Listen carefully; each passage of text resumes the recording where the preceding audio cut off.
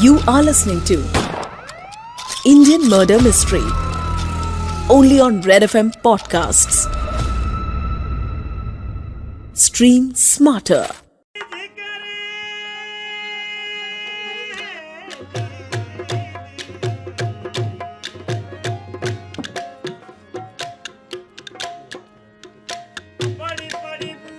काफिला तो मजेदार बन गया भाई साहब। बात तो बिल्कुल सही है छोटे।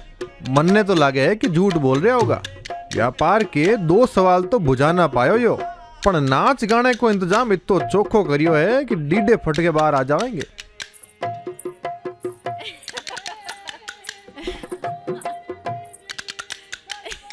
भाइयों, नमूना तो तुमने देख लिया, अब आएगी असली चीज। डॉली, मुंह से पर्दा तो हटा दे। रे ताऊ, जे तो अंग्रेजी है।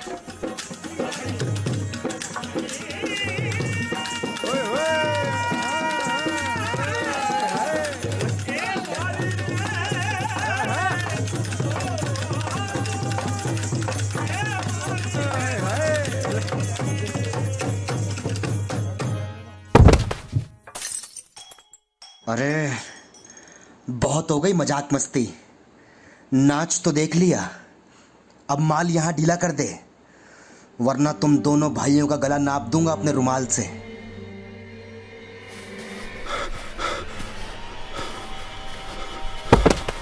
अच्छा बच्चे, ठग से ठगी, चखमा देगा हमें। भाई मने माफ कर दे भाई मने माफ कर दे, मैं थारो की बिगाड़ी हूँ भाई। छोटा भाई 500 नंबर का शिकार था मेरा, अब तुझे मार के 501 का शगुन पूरा करूंगा।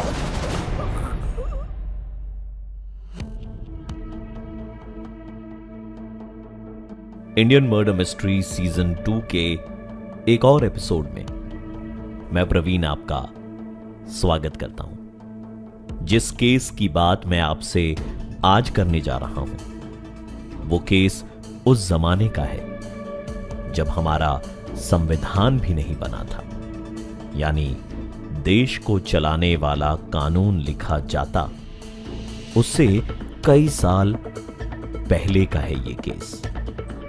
जाहिर है इसमें आज की इन्वेस्टिगेशन टेक्निक्स इस्तेमाल नहीं की गई होगी, लेकिन फिर भी कत्ल तो कत्ल ही होते हैं, चाहे आज के जमाने में हो या फिर मुगलों के। आइए तो फिर मैं आपको लिए चलता हूं वक्त में बहुत पीछे।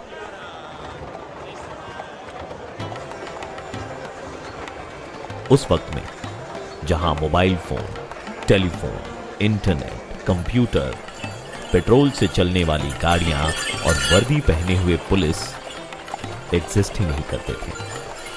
मकान कच्चे थे, हिंदुस्तान पर मुगल राज किया करते थे और नॉर्दर्न रीजन में अलग अलग शहरों में ठग घूमा करते थे। इस एपिसोड में इतिहास की किताबों के पन्नों को छानकर मैं आपके लिए एक नाम लाया हूं, वो नाम जो इतिहास में एक काले दाग की तरह है। ये एक खूनी का नाम है। गिनीज बुक में इस आदमी का नाम दर्ज है। सबसे ज्यादा खून करने का एक घिनौना खिताब इस आदमी को पहनाया गया है। ये केस है सीरियल किलर और ठग बहराम का। बात उस वक्त की है जब इंडिया और पाकिस्तान एक ही थे। पार्टीशन से भी पहले का समय। अंग्रेजों की हुकूमत थी और उनके ब्रिटिश राज के आने से आए हमारे यहां कई बदलाव। इंडिया में ऑर्गेनाइज्ड पुलिस फोर्स एस्टैब्लिश करने के पीछे अंग्रेजों का ही हाथ था। वो चाहते थे कि वो जहां भी रहें अपने विदेशी तौर तरीकों से रहें, साथ ही वहां रहने वालों को उन्हीं तरीकों से जीने पर मजबूर करें। किसी को शिकायत हो तो वो पुलिस के पास जाए और कंप्लेंट लिखवाकर फैसला कानून के हाथों में छोड़ दे। इससे अंग्रेजों को फायदा यह था कि कानून लिखने, बदलने और सजा सुनाने की ताकत अंग्रेजों के पास ही रहती थी। वो अपनी मनमानी कर रहे थे और आम हिंदुस्तानी सह रहे थे। तो हुआ यह कि पुलिस के पास कंप्लेंट्स आने लगी लोगों के गायब होने की। इन अचानक गायब होने वाले लोगों में से ज्यादातर लोग व्यापारी थे। ये शिकायतें आने लगी जबलपुर से, दिल्ली से, भोपाल से, कराची से, लाहौर से, मुर्शिदाबाद से, यानी लगभग नॉर्थ और सेंट्रल इंडिया के सभी बड़े शहरों से। हर बार कंप्लेन में लिखा जाता कि फलाना व्यापारी दिल्ली से भोपाल जा रहा था, जबलपुर से दिल्ली आ रहा था और रास्ते में कहीं गायब हो गया या फिर घर ही नहीं पहुंचा। अब व्यापारी शब्द सुनकर आप ये मत सोचिएगा कि आज के बिजनेसमैन की बात हो रही है जो सूटकेस का हैंडल ढकेलते हुए बस, ट्रेन या एरोप्लेन से ट्रैवल कर रहा है।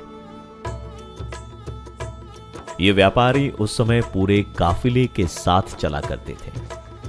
एक जगह से दूसरी जगह तक जाने में कई कई दिन लग जाते थे। कई बार ये अमीर व्यापारी अपने साथ तवाइफों का काफिला लेकर भी चलते थे। खबरें ये भी आई कि गायब होने वालों में कभी कभी तवाइफें भी शामिल हुआ करती थी। धीरे धीरे ये मामला और गंभीर हो गया। छुट्टी से लौट रहे फौजी, घर वापस जाते हुए पुलिस वाले, चारधाम की यात्रा पर निकले श्रद्धालु, ये सभी लोग एक एक करके गायब होने लगे। खासकर दिल्ली, जबलपुर, भोपाल, ग्वालियर के रास्ते से गुजरने वाले लोगों के गायब होने की खबर आना आम हो गया था। लोगों की गुमशुदगी के इस सिलसिले का हल्ला अंग्रेजी हुकूमत के कानों तक भी पहुंचा। एक दिन अंग्रेजी महकमे में ब्रिटेन से आए हुए कुछ डिटेक्टिव्स को बुलाया गया। Gentlemen, we have a tough task at hand. I need you to find out who the hell is messing around with people. This is bloody insane. I want the gang behind this. I can't bear to hear another incident of disappearance. Am I clear? अंग्रेजी officer ने कहा कि वो किसी भी हाल में इस सिलसिले पर रोक लगाना चाहता है। उसने ये भी कहा कि ये एक मुश्किल काम है और लोगों के अचानक गायब होने की बातें उसका दिमाग खराब कर रही हैं। वो एक और मिसिंग पर्सन की कंप्लेन सुनना नहीं चाहता। उन 5 डिटेक्टिव्स ने अपना काम शुरू कर दिया। कुछ दिन बीत गए, लेकिन कुछ दिनों के बाद उन 5 डिटेक्टिव्स के मिसिंग होने की कंप्लेन दर्ज करवाई गई। अंग्रेजी अफसर आग बबूला हो उठे। Bloody nonsense! Send down troops! I'm not those bastards! Bring them alive or bury them! अंग्रेजी अफसर ने ऑर्डर दिया कि बंदूकों के साथ फोर्सेस को भेजा जाए। उसे फर्क नहीं पड़ता कि वो इस गैंग को जिंदा पकड़कर लाएं या मारकर वहीं दफना दें। ऑर्डर के मुताबिक बंदूकों के साथ पुलिस फोर्स उन ठिकानों के लिए रवाना हुई जहां से लोगों के आखिरी बार गायब होने की रिपोर्ट्स आई थी। जो पुलिसकर्मी उस गैंग के पीछे गए थे वो भी कभी लौटकर वापस नहीं आए। अंग्रेजी सरकार पूरी तरीके से घबरा चुकी थी और उनकी परेशानी लाजमी भी थी। लग रहा था जैसे कुछ भी काम नहीं आ रहा। कोई भी तर्क इन घटनाओं को समझाने में असमर्थ था।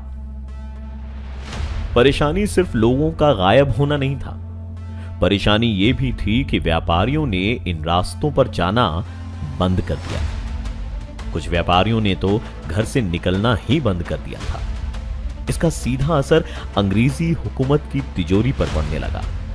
व्यापार कम होने लगा। और तब ब्रिटेन से एक अंग्रेजी अफसर को बुलाया गया। इस अफसर का नाम था कैप्टन विलियम स्लीमैन। स्लीमैन के चर्चे पूरे ब्रिटेन में थे। सभी जानते थे कि स्लीमैन में कुछ खास है, और अगर कोई है जो डकैतों और ठगों से भिड़ सकता है तो वो बस स्लीमैन ही है। स्लीमैन के भारत आने पर पहली बार ठगी और डकैतों का डिपार्टमेंट खोला गया और स्लीमैन को इस डिपार्टमेंट का इंचार्ज बनाया गया।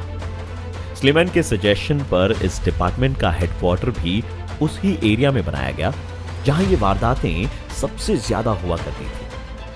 स्लीमैन में जोश, जज्बा और काबिलियत की कोई कमी नहीं थी, लेकिन उस वक्त स्लीमैन खुद भी नहीं जानते थे कि उनका सामना किससे होने वाला था।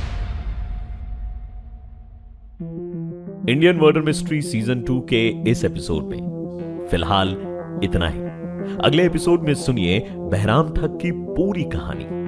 जाते जाते ये बता देता हूं कि इस आदमी के अलग अलग अड्डों से 5 लाख नरकंकाल मिले थे। जी हां, 5 लाख। मिलता हूं आपसे अगले एपिसोड में। हमें फीडबैक जरूर दीजिएगा। इंस्टाग्राम पर @redfm पॉडकास्ट पर हमें मैसेज कीजिए। Thank you and take care. You were listening to Red Podcast Indian Murder Mystery. Written by Dhruv Law. Audio designed by Ayush Mehra. Creative Director Dhruv Law. Send your feedback and suggestions right to us at podcast@redfm.in.